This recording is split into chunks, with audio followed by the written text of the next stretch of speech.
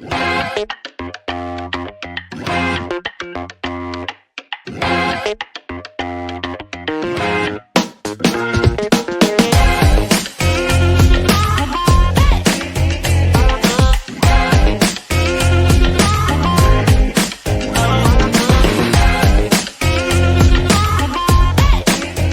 what's up? Hello, everybody. Welcome back to Roll Pod, an Alabama sports podcast from Bama 247. I'm your host, Cody Goodwin. Got the whole gang here today, along with Mike Rodak and Alex Scarborough, here to recap the 2024 Iron Bowl. Alabama pulled away from Auburn 28-14. Not necessarily the cleanest game, but hey, they got the job done. Crimson Tide wrap the regular season 9-3 overall, 5-3 in SEC play. And now we wait, and we'll discuss what exactly maybe they're waiting for, what all Alabama maybe needs to happen for them to perhaps potentially back in to the 12-team college football playoff. That'll be a little bit later in the show. Wanted to start here with the Iron Bowl, like we always do, with our initial thoughts and reactions and takeaways from the game on Saturday. Again, the final score was Alabama 28, Auburn 14. Mike, I'll let you go. What was the kind of prevailing thought or takeaway from Saturday's result? Just relegated to the game. I mean, it was baffling to me what Hugh Freeze was doing offensively for Auburn, because I thought Auburn, from what they showed the first couple of drives, had a chance to do what Oklahoma did, to do what Vandy did. They were averaging 9 yards a carry at a pretty early point in that game, or not super early, but a decent sample size into that game. They were averaging 9 yards a carry, and they had some baffling play calls. I mean, not even getting into the Jarquez Hunter pass that just completely stole any opportunity for them to come back. But just, there was one drive that was right in front of us in the press box. They got the ball, fairly backed up in their own territory, but 3 straight passes, 3 and out. I don't know if that's the way you're beating Alabama with Peyton Thorne. So you have Jarquez Hunter. I mean, he did some things early in that game. Peyton Thorne did some things early in that game with his own legs. In some of those passes that they threw were screens. I think they were trying to get some of those receivers involved in the screen game, and the results weren't great there. But like Hunter's first few runs, 1 yard, 19 yards for first down, 2 yards, 21 yards, 5 yards, 5 yards after that again, he was doing some things. And just they didn't seem to go to him a lot. It was a baffling game for Auburn, just watching them and not having him in person all year. They have some talent. They're not devoid of talent by any means. And Cam Coleman's a good receiver too. And you can see why it hasn't come together for him, because it just I feel like, especially with the turnovers and the opportunities that Alabama gave them in that game, for them to come away with 6 points on Alabama's first 3 turnovers was pretty wild. So, this isn't an Auburn podcast, but I'm sure Alabama fans would love to hear it. I thought Auburn made some really stupid decisions and did some really stupid things. And that obviously helped Alabama. So that was kind of my takeaway. To have a game, Kalen DeBoer said it, it's cliche, obviously, for any coach to say it, but winning the turnover battle is always important. That's what he kind of blamed the Oklahoma loss on. It was we lost the turnover battle. And he said on the radio coming into this game, we need to win the turnover battle. Well, you didn't do that. And it wasn't even particularly close. I mean, it was 4-2. And that last one was a pick, in a desperation moment from Auburn. So it's really 4-1 most of the game, or it felt like most of the game. And for Alabama to win by 2 scores with a -3 turnover margin is pretty hilarious. Just from a football standpoint, watching any football game that goes that way is pretty interesting. So that's my takeaway. I mean, it wasn't the most convincing win I've ever seen, but again, for them to win and score 4 times and turn the ball over 4 times is pretty interesting too. And I think it was really that beginning of the second half where they came out, had a very decisive 75-yard drive, got the ball back, and then had another one where they went for a touchdown, 6 plays, 60 yards. That was where the game was won. And kind of that assertion out of the locker room that we need to just finish this thing off. We need to do this thing. That was probably the most impressive moment of the game for me, in a game that had some really unimpressive moments from both sides. Yeah, it was really, really weird, right? And that was obviously there was the turnover thing, right? Alabama ultimately turned the ball over 4 times, 3 fumbles, right? Milroe was responsible for 2 of the fumbles. Ryan Williams also had a fumble. We'll touch on him in a little bit. I got a question that I want to pose to you guys, or at least a thought I want to pose to you guys about him. But then also Milroe threw an interception. He overshot Jeremy Bernard, right? But then on the other side of that coin, Milroe finished with 360 total yards of offense, and he scored 3 rushing touchdowns. He finishes the regular season with 20 rushing touchdowns, which is he's the 4th SEC quarterback to score 20 rushing touchdowns in a single season, along with Tim Tebow, Cam Newton, and Johnny Manziel. All 3 of those guys won the Heisman. Jalen is not going to win the Heisman, but pretty good company to keep. He's also the 4th Alabama player to score 20 rushing touchdowns in a single season, along with Derrick Henry, Najee Harris, and Trent Richardson. Again, pretty elite company to keep there. So just weird game from him, right? Like we saw good Jalen. We also saw weird, confusing, bad Jalen. And yet, for as weird and as choppy as I thought the game was, I never felt like Alabama really lost control of the game. And that probably speaks to your point, Mike, that like just what Auburn was doing probably played a huge role in that. Like I felt like Alabama was in control of that the entire way. After they scored the first touchdown, they never trailed. And throughout the second half, they held a multi-possession lead. I don't know what to fully make of it. Obviously, I think Auburn's play calling was a huge part of that. We can get into that in a little bit. Your point on Jarquez Hunter, first quarter, 5 rushes for 48 yards. Rest of the game, 8 carries for 8 yards. And I'm not sure that he got a ton of looks in the red zone because Auburn had 3 red zone trips in the first half because of all the turnovers. I think he got maybe 1 or 2 looks total, and one of them was when Malachi Moore blew him up on that Alabama sent full house blitz, right? And Peyton Thorne did a good job getting the ball out, but Malachi Moore met Jarquez Hunter right there, caused a pass breakup. So, yeah, just like really, I don't know. Like the game itself was weird. Auburn's play calling was weird. Alabama's execution was weird. Those were my thoughts. Alex, what do you have to add to this? What was your takeaway from the Iron Bowl? Breaking news, Auburn's not that good of a football team. I mean, Peyton Thorne's not a good quarterback. Hugh Freeze has been questionable in play calling. We've known all of these things. Their offensive line, not particularly good. It's just kind of the same story. And on the flip side of that is Alabama taking advantage of a bad quarterback.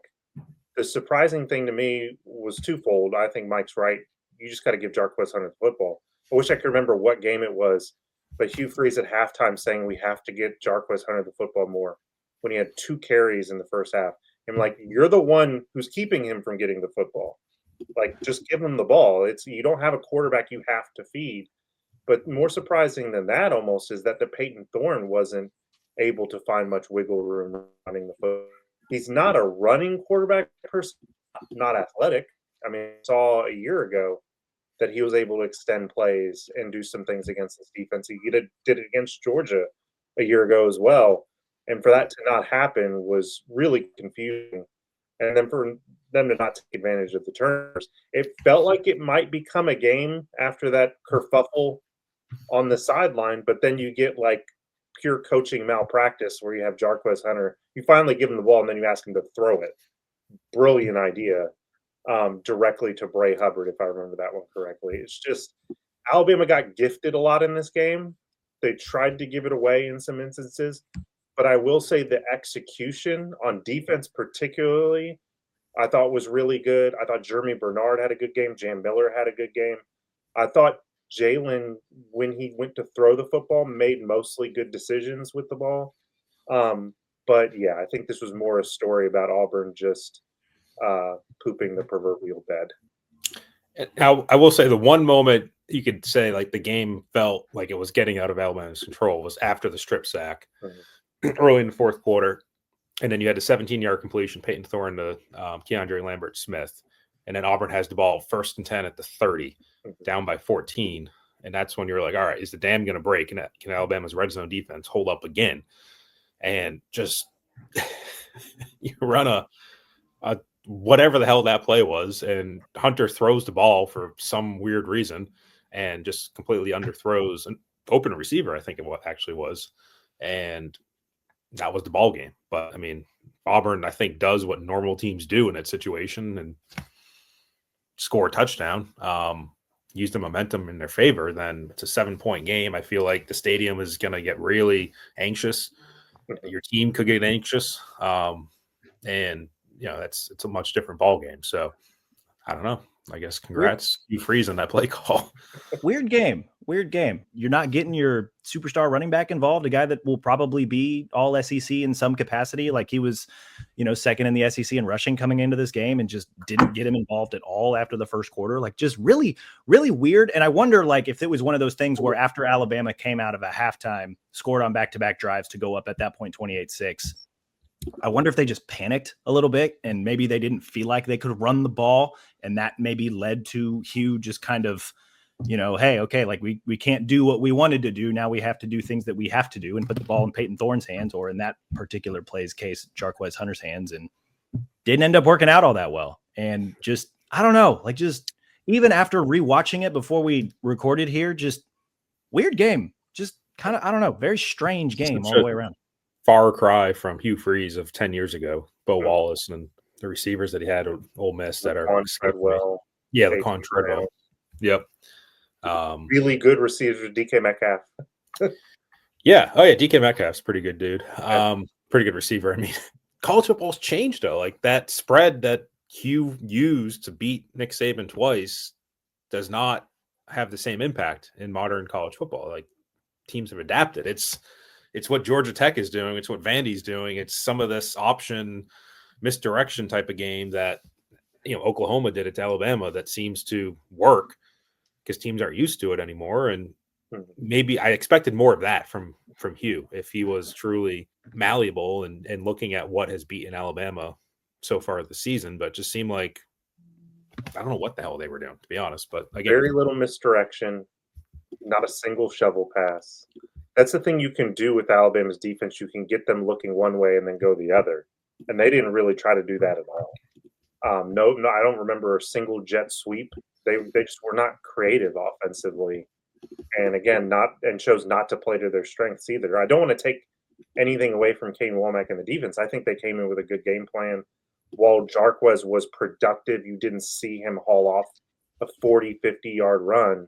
They kept it pretty well contained, but at the same time, just an uninspired performance from Auburn. There were moments where I felt like Auburn could, take control or at least try to took control away and just weren't able to fully do it. Like even with all of Alabama's turnovers, I mean, it was really the Crimson Tide that dominated time of possession. When you go back and look at the box score, 36 and a half minutes to 23 and a half minutes for Auburn. Like just, and really out after the first quarter, like not only did they go away from Jarquez Hunter, but really like I felt like in the first quarter, a few times Peyton Thorne was doing the mobile quarterback thing that I was like, all right, like, hey, if he can get up to like 60, 70, 75, 80 rushing yards, they might like where they're at. And even like when you factor in all the turnovers and the fact that they just had so many more opportunities and just they flopped in the red zone, even still, I just thought like, hey, they have the personnel to potentially give Alabama fits, or they're uniquely built to maybe give Alabama fits just based on what we've seen last year, what we've seen from Alabama's defense this year. And for whatever reason, after that first quarter, just nothing, it didn't happen. It was strange. I don't know. A couple of thoughts from the game that I wanted to just kind of throw out to you guys and see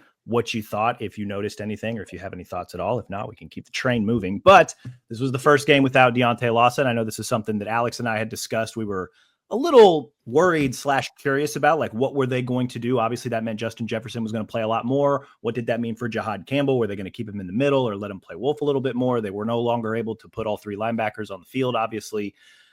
For the most part, I thought they played pretty well, right? Like Justin Jefferson and Jahad Campbell did not leave the field at all defensively. They played every single snap. They more or less kept Jahad in the middle as opposed to moving him around a ton. I know he still flashed, right? Like he was still Jahad. He was still able to make some plays on the pick that Jarquez Hunter threw on that trick play. It was Jahad that really kind of got the pressure on Hunter and maybe forced an errant throw because he recognized the trick play that was coming and was able to kind of get up in Hunter's face. And Justin Jefferson, I thought he wore the green dot. I thought he played for the most part pretty well. You look at the stats, finished with 6 total tackles, had a half tackle for loss. Jahad Campbell, 9 total tackles, had a tackle for loss, 2 quarterback hurries. What did you guys think of the way that they handled the first of potentially multiple games without Deontay Lawson? Did you notice Justin Jefferson at all? Alex, I'll let you start. I didn't notice him, but in a good way. It wasn't like I looked at him and going, where are you, dude? Like he was where he was supposed to be.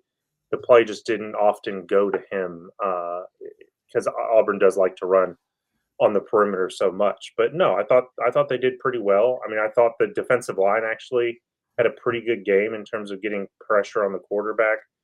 LT Overton, Mr. Always 1 inch away from getting a sack, does that again yesterday. But yeah, I thought the front seven really held together nicely. And what, again, I thought would be a bigger test than what it turned out to be. Like, you'd think, hey, they're putting a guy who has not started a game in an Alabama uniform out there as the one calling plays.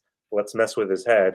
Did not do that, or didn't do it effectively. So props to Jefferson, props to Kane Womack for getting that thing ready in the course of a week. Mike, you got any additional thoughts on the way the linebackers played? It's a 1-game season, basically. Like, Justin Jefferson could be his first of 2 games that he starts. Like, that's a distinct possibility right now. So, yeah, it's a very small, it's an intermediate piece because he's going to be gone. He's a senior. He's out of eligibility. So, I mean, there's potentially one more game that he's playing. There's potentially one more game, if that Jahad Campbell's playing. That would be an interesting player, have a decision to make if they don't make the playoff, in terms of being a potential first-round pick. I don't know if I want to say solid first-round pick, but would he play in that game? I don't know. That's to be determined. At the very least, he doesn't have anything left to prove. Right, exactly. I don't see him suddenly raising his stock with one more game. Yeah. Right. So they did what they needed to do in this game. Obviously, for the reasons I stated earlier, I don't know if they were tested to the capabilities of Auburn's personnel given their play calling, but in terms of what it bodes for the future, it may not bode anything, depending on what the future is. So, to put it all in perspective, like, it was good, but I just don't know what it means beyond this week or today or yesterday. I think that's fair. I thought we'd see a little bit more Justin Okoronkwo, 1 tackle in the game. So, I mean, he played, but it wasn't like they were trying to rely on him and force those packages they had before where he would slide into the Justin Jefferson role. So, does that necessarily mean anything? I don't know. He's a true freshman, but still. You know who I'm going to say? I know where you're going with this, Mike. Because I was standing on the field at the end of the game. Keelan Keeley was out there. I feel like that was a scenario where it's like, all right, we haven't played you for 2 years. This is a clear passing situation by Auburn. It's garbage time, the last 10 seconds of the game. Go out there and make a play, kid. Like, we're going to put you out there. Just go after the quarterback. Go make a play. Like, if you're Keelan Keeley, go make a play. I don't think he made a play, but at least he got the opportunity. At least he got the opportunity. So they can't play the last 4 snaps. More Yanze Pierre as well. I mean, if we're just we did get to see a lot of Yanze Pierre. Yeah. He flashed a little bit too. So that was nice to see some of the younger guys being able to get in and just do some stuff, right? Like, that was, I mean, I don't know, especially not most of them, but a handful of them were in on that last drive where they were more or less playing prevent defense, just trying to keep Auburn out of the end zone and end the game. But I agree with you, Alex. I thought the defensive line played pretty well overall. Like, Tim Keenan finished with the lone sack that they got, but as a whole, they finished, I believe, with like 15 total pressures defensively. A lot of that came from obviously LT Overton, but like Jordan Renaud and Damon Payne both got a pressure. James Smith, Tim Keenan, Jamarian Latham each had 2. So maybe that's just, again, taking advantage of the fact that while Auburn is still, like, they got more horses than they had maybe last year and the year before and throughout the Harsin era, but still there are certain position groups where they're struggling at. Offensive line, very clearly one of them. Alabama had, I thought, a pretty good day overall, just rushing the passer and really after the first quarter, just stopping the run entirely and really getting after Peyton Thorne and forcing him. This was more in the press box. I didn't hear it as much while rewatching the game, but like, how many times did they say that Peyton Thorne's throwaways, like, this is not intentional grounding, there was a receiver in the area, whatever the case may be? At least 3, at least. I don't remember ever hearing it that many times in the press box. Just trying to let people know. I thought that was interesting. Another thought that I wanted to run past you guys, the right side of the offensive line, both right tackle and right guard, more or less true rotations in this game. At right tackle, Elijah Pritchett got the start, played 42 snaps. Wilkin Formby filtered in basically every couple of drives or so, had 37 snaps. So kind of a true split there at right tackle. At right guard, same thing. Jaden Roberts got the start, only played 34 snaps. Gino Vandermark stepped in and played 45 snaps at right guard. We have any thoughts about the way that they played? Mike, I'll let you start this one. No, not really. I wonder if Wilkin Formby would have gotten into the game if Elijah Pritchett didn't have some of the issues that he had at the beginning of the game, because we haven't seen much of Wilkin Formby, but it became a rotation just like it was earlier on in the year. But they were fine. I don't know if Auburn they're not in South Carolina out there in terms of, pass rush or Tennessee. So I feel like you could get away, with doing that rotation and playing 7 different offensive linemen, essentially. That wasn't really an issue. The only moment I remember from the offensive line is, and again, you never know where to assign blame sometimes because of blocking, but it looked like on that strip sack, it looked like Proctor got pretty handily beat off the edge there, if I remember correctly. But the right side of the line, I thought, fared pretty well. Yeah, Pritchett struggled a little bit early. I think he gave up a couple pressures, also had a penalty for not lining up on the line of scrimmage. I think it was illegal formation. So that kind of prompted the rotation. Proctor did also get beat on what was ultimately a strip sack, but that was really the only time I think Proctor had his name called, or at least we noticed him. After that, they started the rotation on the right side. I'd honestly, watching it live and even watching it back, it wasn't until I saw Vandemark's last name on the field, and that was probably midway through the second quarter, that I realized they were even rotating at right guard, which could be a good thing. Just kind of one of those things that I just took note of as I was rewatching the game. But yeah, after they started rotating, didn't really see anything big with right tackle. I know Milroe occasionally was under a little bit of duress, and he had a few moments where he was able to escape some of the pressure that Auburn was able to get on him, but I think they only sacked him, 2 times total. So yeah, or just, I guess they only credited them with 1 sack for whatever reason. I thought maybe it was multiple, but it wasn't a lot. So he was able to escape whatever pressure that they applied on him, which goes back to that whole, we saw parts of good Milroe and parts of not so good Milroe. The other thing I wanted to run by you guys, Ryan Williams has looked a little bit more like a freshman in recent weeks, or at least what we expect a true freshman receiver playing high-level Power 4 D1 ball to look like, right? He was magnificent through the first few weeks of the season. We all saw what happened against Western Kentucky, against Georgia. He was spectacular against Wisconsin. He hasn't scored a touchdown against a FBS team since Tennessee. And in recent weeks specifically, and this was against Oklahoma, he fielded a bad punt. Can't do that. Had some drops. Was not lined up properly on what should have been the touchdown call. If you guys remember, just kind of the chaos pre-snap of that 4th down play before everything ultimately unfolded the way they did. And then against Auburn, he had a fumble. He dropped what probably should have been a deep pass touchdown. This is weird, right? What do we make of his performance in recent weeks? Is this something we should maybe be worried about? What do we think? Mike, I'll let you start.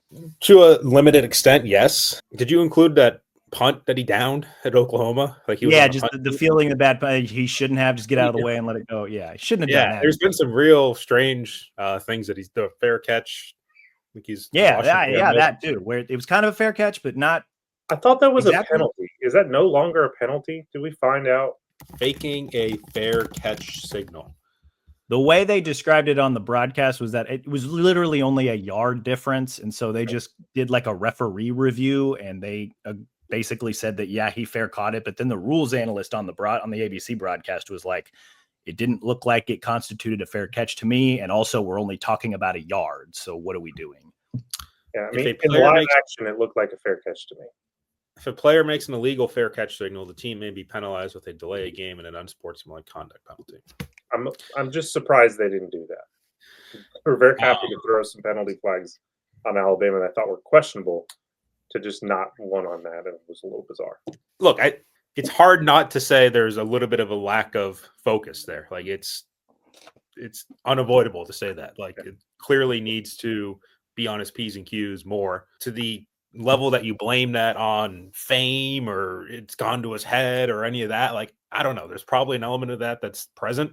I certainly remember the week before Vanderbilt asking Jamarcus Shepard, the wide receivers coach, about his big game against Georgia, Ryan Williams' big game, and Shepard just shutting down the question and really not wanting to say anything good about him, probably for some fear of it going to his head. So I do think there's a level of that present. And I think a couple weeks later, Shepard was asked about, do you think Ryan Williams is close to hitting the freshman wall? And Shep really didn't say no, but he didn't say yes. He said, it's not for me to say. So, yeah, I mean, there's probably a part of that exists. Again, I think it's just to a limited extent. But you do have to remember, like, as much as he's only 17, I don't know if Alabama's going to see him in his 20s. Like, if he's still the guy that he is, and the uber talented receiver, he's probably gone after 3 years. Like, I don't think that would surprise a single person right now. And he doesn't turn 20 until after he declares for the 2027 draft that February. So he's playing as a 17-year-old, an 18-year-old, and a 19-year-old at Alabama.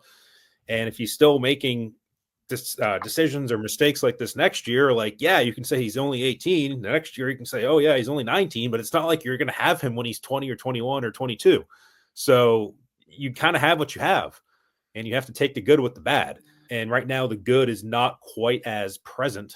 Obviously, if he doesn't have the illegal touching penalty against Oklahoma, obviously a bad call, then it's a little bit of a different conversation. But overall, the numbers going back to mid-October for him are not great, or not to the level of what you probably would have expected if you had asked someone at the end of September. If one of our columnists wrote that he should be in the Heisman conversation, this probably wouldn't be what you expected for the last 2 months of the season. So obviously he wasn't a finalist for the Blitnikoff. He's, obviously miles and miles away from Heisman conversation. And if Alabama does happen to get into the playoff, I think they're going to need a lot more out of him. And if they do happen to get into the playoff, it's quite possible they're going to a place like Notre Dame or Ohio State in the first round. And you're playing a game when it's 20 degrees outside or snowing, or whatever the case may be, in late December. And this kid from Mobile, Alabama, who's 17, better be able to catch a pass or not do something stupid when the conditions aren't favorable. So that's something to consider as well. But it's so hard to call it disappointing. I don't think it is. I think it's just the trajectory has flattened a little bit.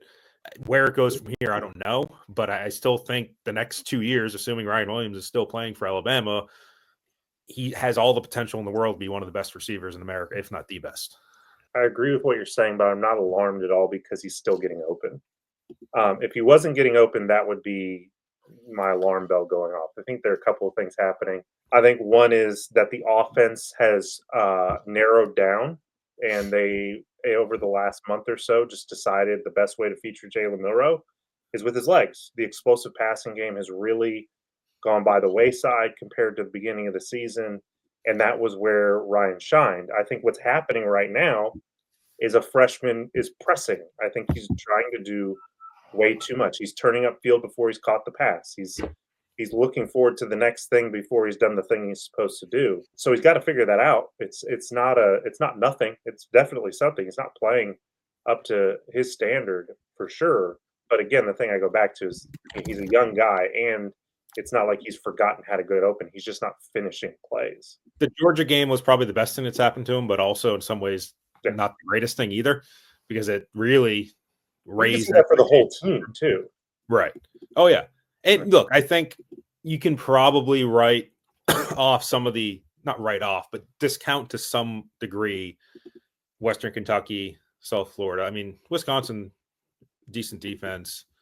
Like, I think once you start playing South Carolina, Tennessee, even Mizzou, LSU, Oklahoma, Auburn, the numbers, I mean, he hasn't gone over 75 receiving yards. In the game that he even got close to that was Tennessee, and they threw him the ball 37 times. So I would hope he gets 75 receiving yards. So besides that, you're not going over 53 besides the Tennessee game where they fed him. So again, and I agree with what you're saying. Like, I think the offense has changed. Like, they went through that Tennessee game. That was the feed Ryan Williams game. It did not work, like, because of Jalen Milroe more so. And you had to change your offense to do the best thing for Jalen, or have it be the best for Jalen. So that certainly is part of it. But at the same time, like, that doesn't explain why he's, in special teams, kind of having some of these things. And like you said, turning up field, that's something that Kalen DeBoer has said a lot. You got to catch the ball before you do anything with it. Remember, in special teams, ideally, they would not have him out there. It would be Cole Adams out there fielding punts too. So, those things happen, and you're still supposed to find a way to make a play. But I just think it's a freshman trying to make a play when sometimes he needs to just do what's right in front of him. And I don't know if you need to have him out there. Like, I think you still have some other options on your roster. Yeah, if Mbakwe didn't look a little shaky catching the football, I think he'd be the one out there. Right. But I mean, Jeremy Bernard did some of those things for Washington. Kendrick Law, I feel like, is probably capable of catching punts. Like, I don't know why he wouldn't be. You can probably find somebody else on your roster and maybe eliminate some of that risk, with Ryan Williams. But again, it's December 1st. We don't know if Alabama's going to play more than one more game. So some of this stuff just doesn't really matter in the larger context. I do think it'll be interesting to see if he's still as present on special teams a year from now. Understanding the workload he's going to take in the passing game, especially with the quarterback change potentially and more opportunities. Do they say, hey, we're going to try to put somebody else here and take that off your plate? Potentially. Don't start. Put that on our board. Alabama potentially keeping Jalen Milroe for 2025. Look, I'm just until it happens, it hasn't happened. It's true. No, it's a accurate, responsible way of phrasing that sentence. However, it would be inflammatory if you put it. Would I bet money on it? No. Would I bet your money on it? No. There you go. To the point of Williams' downtick in production coinciding with Milroe's struggles just over the middle portion of the season, and then also just them maybe paring down the offense quite a bit. I think that's a good point. That's, we can get into Milroe's struggling with the deep passing game because I have those stats too. I'm ready for that conversation if we want to have it, but maybe we'll save that for a different podcast when we kind of tie a bow on the season, just kind of some of the bigger things that we've learned. So we'll circle back on that point later, but I just thought it was interesting. I'm not here saying that there's a problem with Ryan Williams. I just thought that some of the trends that we have seen over the last couple games, and then really since the middle portion of the season, I suppose he had 2 drops in the first 6 games. He's got 5 over the last 6. I found it a little interesting. I was curious what you guys thought. I think we've all seen it. It's just, he still obviously has the game breaking talent. We saw the catch that should have counted against Oklahoma. Honestly, I thought he had another one against Auburn where, what was it? Third quarter, they ran just kind of a quick wide receiver screen. And one of those things where like he's lined up behind a couple of dudes and he goes toward the formation at the snap. He turns back out. It looks like he loses his footing, but he still gets up, is able to catch the ball and sprints down the field 24 yards. Like that blue chip talent is still there. Like it's not like he just lost it, but just, I don't know if it's the length of the season, if it's maybe a focus thing. For as much as we marvel at the fact that he's still 17, like it's like, well, he's also 17 playing high major D1 ball against guys that are as old as 22, 23, sometimes even 24 years old, depending on the team that they play. So I don't know. I just thought it was an interesting trend. I'm not saying he's peaked. I'm not saying he's washed. I just thought it was kind of interesting given the standard that he set for himself in that Georgia game, for example, and some of the other highlights he's had throughout the year. This is why it was enormously important to get Jeremy Bernard out of the transfer portal, because when Ryan Williams has fallen by the wayside, he's been right there. He's been a guy who's consistently over the back half of the season made plays. So just to put a bow on that, I will say, shout out Jeremy Bernard. Very fun to watch this year. 7 catches, 111 yards. Believe that was his first career 100-yard receiving game. His first one this season for sure, but I don't know that he ever cracked 100 when he was at Michigan State or Washington. That is correct. Boom. That was all the things I wanted to touch on when it came to the Iron Bowl. Alabama caps the regular season 9-3 overall, 5-3 in SEC play. They are not headed to Atlanta for the SEC championship game. That will instead be Texas and Georgia, literally like we all predicted at SEC Media Days. Shout out to us, even if I maybe double backed on it on another preseason pod, but we don't need to discuss that. But Nick what Saban, I wanted to do reverse rat poison. No, I think he was just honestly giving what he thought was going to be the championship game, and he was right. So he's just trying to motivate Alabama. He was very right. But the last thing I wanted to get to on today's pod, a lot of the stories that we wrote out of the Iron Bowl was just, hey, here's Kalen DeBoer's case for Alabama making the playoff. Hey, here's what the players think. Do they think that there's a case that Alabama makes the playoff? 9-3 is as good as they can do. They got a little bit of help on Saturday with the ACC kind of having an SEC-like collapse with South Carolina knocking off Clemson, scoring 10 points in the fourth quarter. Miami went to Syracuse and took a loss 42-38. That's going to help Alabama when the new college football playoff rankings are revealed on Tuesday. I believe we're all in agreement that where Alabama is slotted in those rankings is going to be crucially important to their playoff odds.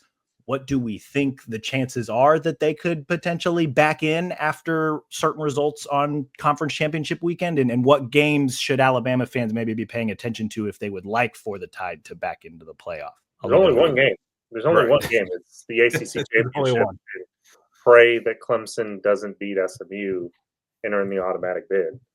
But I think just as important is to watch what happens on Tuesday night, and do they leapfrog South Carolina over Alabama? because there's nothing left for either one of those two to play. I'm going to Cody and fight you. I agree with you. I'm going to fight you. Stop Why that. do you think the reason I wanted to get rid of the SEC championship game was because if head-to-head doesn't matter, nothing matters. So Which is exactly why South Carolina will not hop Alabama. Don't overthink this. You're dealing in absolutes with a committee that has shown for X number of years that it does not deal in absolutes. It deals with, oh, I'm going to choose this excuse. I'm going to choose that excuse. Oh, look over there. There's a cloud. I'm going to choose that for an excuse too.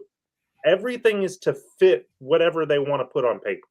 Whatever excuse they have to come up with is what they're going to use. So if they want to say head-to-head, Cody and I will sit here and go, great job.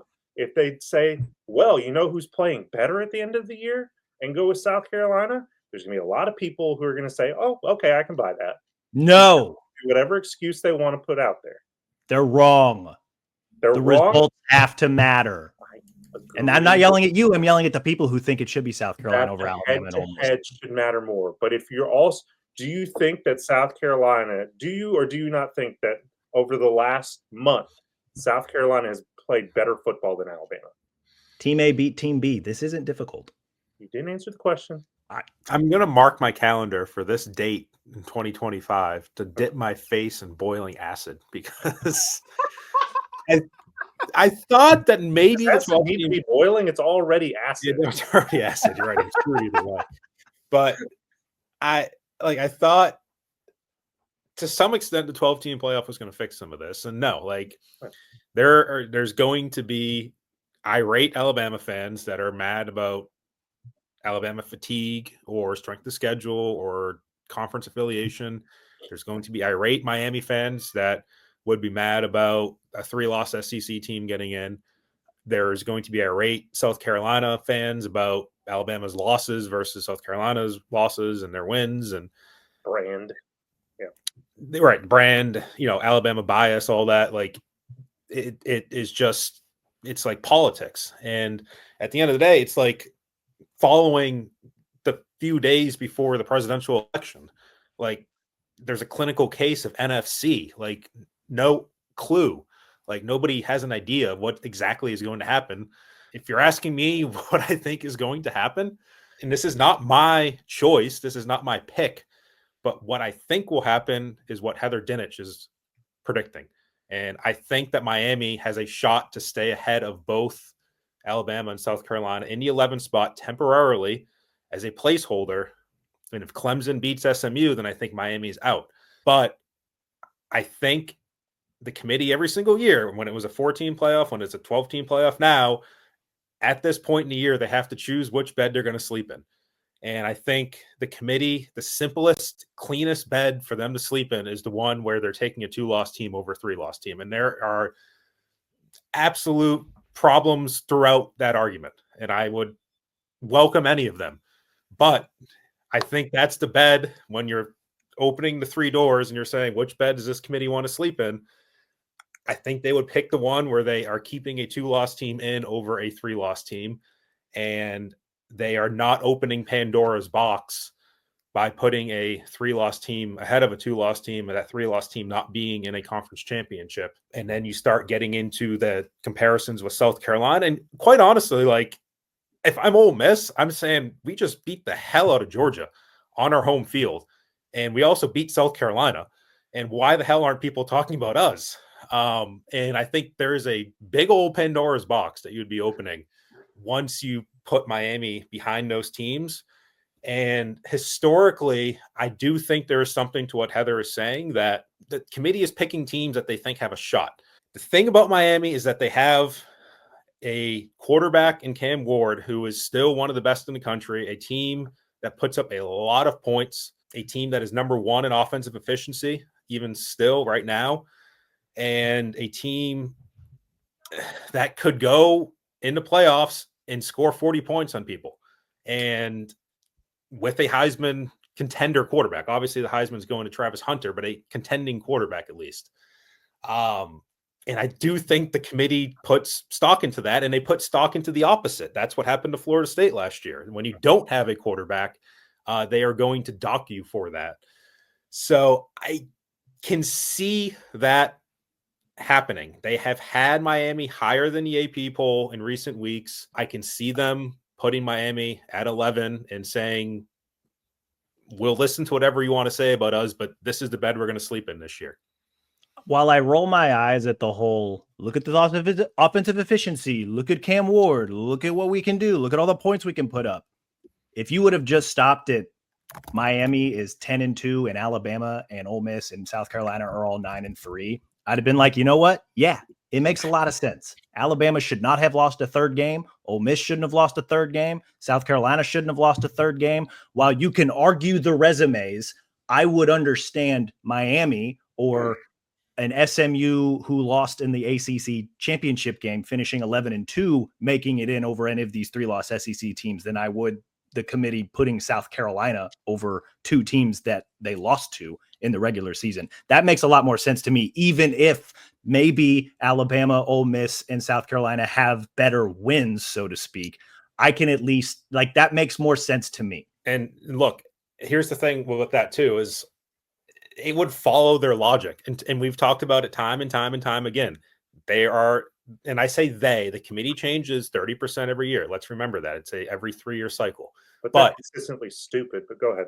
It's consistently a loss column factor. Like, that's the importance is on the loss column. And it would fall in line with historically what they've done. It would fall in line with historically this season, what they've done.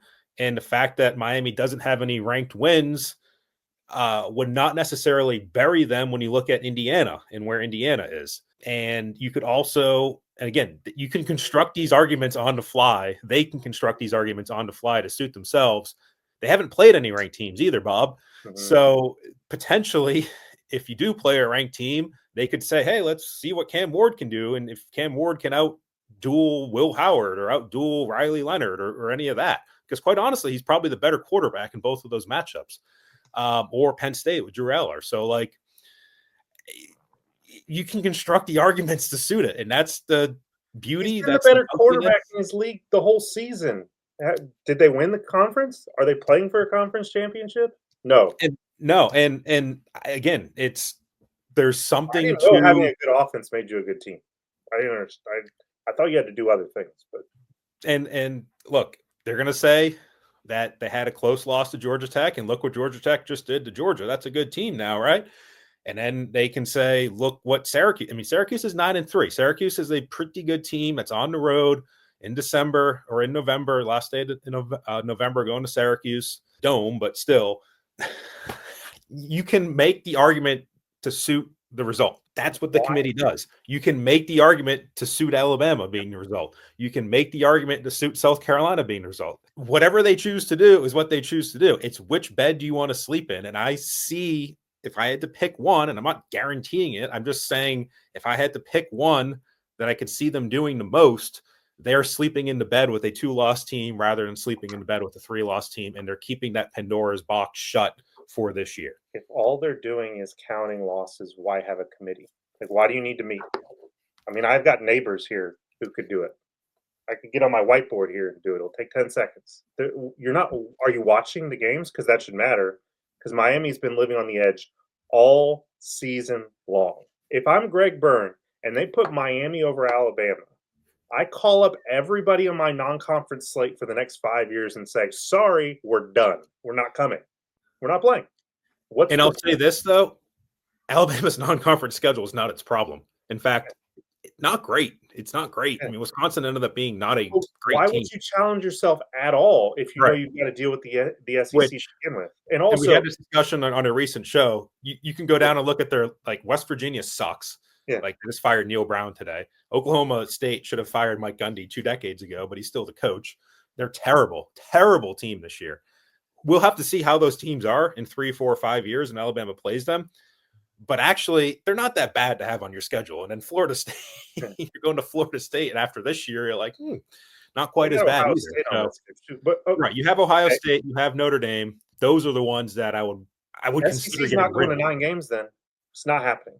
Right, and I don't know what's going to happen. NFC, man, I don't know, and I will fully admit to Cody that I spoke with too much definitiveness. I spoke with too much authority, but I still don't see this committee sleeping in the bed with a 3-loss team yet. I don't think they're ready to do that. I don't think they've made that The commitment. color of those sheets are crimson, and there's a script A. They're going to find a way. Miami's a pretty big brand, though, too, right? You know, that this whole thing that they do down there, that's a pretty big brand. So I don't know. It's not Alabama versus TCU. It's not Alabama versus SMU. It could be in the end, but in this particular case, it's not. Like the brand identity part of it, it's two big brands. So it's just the ACC versus the SEC, but one's got a gun to their head, the other doesn't. The other is fighting for its life. But I think either way, you might get a second ACC team in over Alabama anyway. So it may end up being two ACC teams anyway. I think it would be ridiculous, unconscionable to let Miami in with a schedule that, just so we're aware here, I'll pull it up real quick because it'll take all of 10 seconds. Oh, yeah. Florida. And their closest teams to being ranked right now are Louisville and Florida in terms of their wins. Or Syracuse is ranked. None of them are ranked. Right. They're the closest to being ranked. Louisville is, I think, 2 spots out in the AP poll. They're at 27th, if you will. Florida got some votes in the AP poll this week. And Florida, by the way, like if we're going to talk about strength of schedule, their strength of schedule, 5th in the country, they went 7-5. Like, and this is completely outside of anything. Like, if I was an AP poll voter, I might have Florida in the top 25 the way they're playing. That's not tied to anything I'm saying. It's just that was a different Florida team.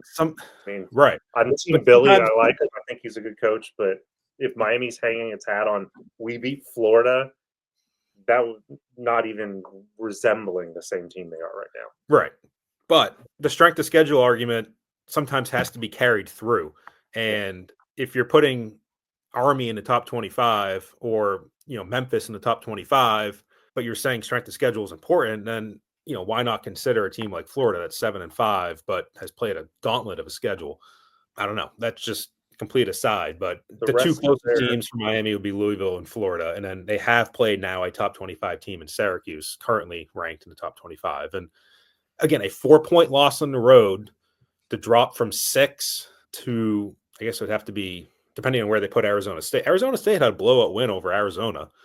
And they've moved up right kind of in that mix. But, let's say Miami goes down to 12 and Arizona State's 11 or something. That's still a pretty good drop. Alabama fell 6 spots, 7 spots when they, from 7 to 13, 6 spots after they took a 21-point loss on the road to Oklahoma.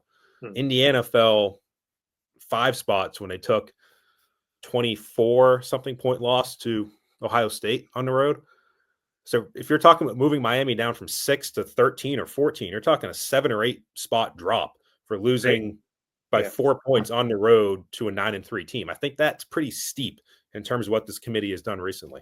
It is, but again, we're going to state it for the millionth time. They will find a way to justify whatever move they make. Right. I think they have every door to say, look, they're 1-2 to end the season against unranked teams. They are 1-2.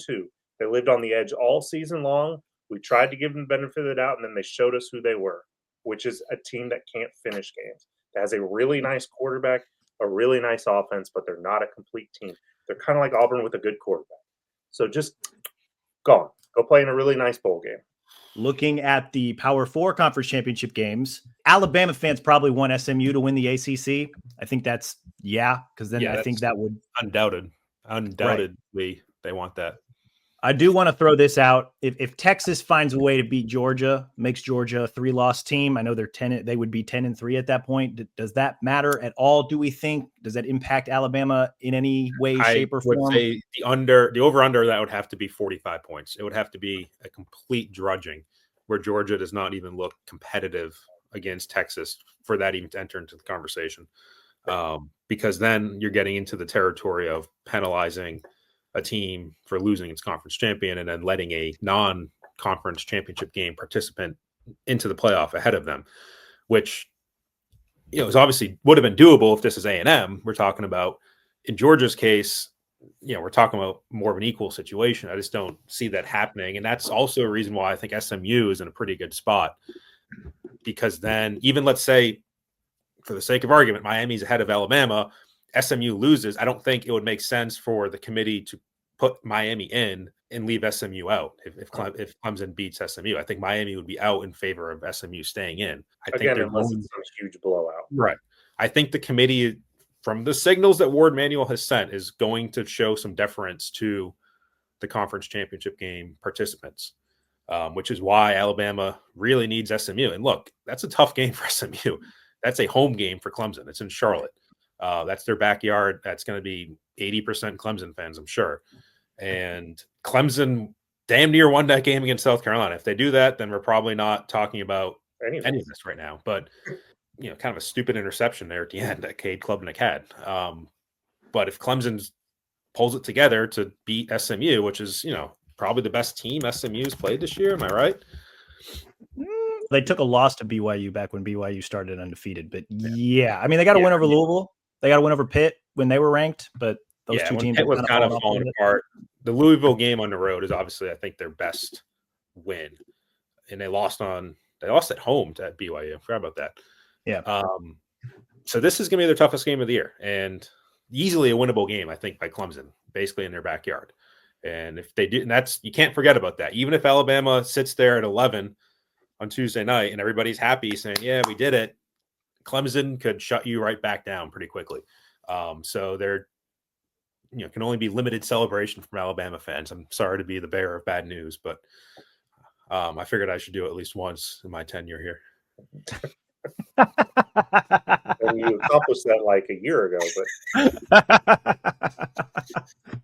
but here we are. There's a lot to look forward to still with conference championship games left. We'll see if where Alabama is put on Tuesday. We will be back to discuss that later this week. We're going to have Brett on Tuesday's show to discuss Alabama's 2024, or I guess 2025 signing class. I believe Wednesday is officially the day that they can start signing not their national letters of intent, but whatever the agreement papers are. So we're going to have Brett on to discuss Alabama's recruiting class, who's expected to sign, who's maybe on flip watch, both incoming and outgoing. Should be a fun show. Then we'll circle back with these guys on Thursday to discuss a little bit more about Alabama's signing class and what to expect from conference championship weekend. So yeah, that's all we've got today. In the meantime, be sure to rate and review this show wherever you listen to your podcast, Apple, Stitcher, Spotify, even our Bama 247 YouTube page. Subscribe to Bama 247 and 24/7 Sports so you can keep up on all of our great coverage on the Alabama Crimson Tide, whether or not they go to the college football playoff. As always, we appreciate you guys for listening. We'll talk to you all again soon.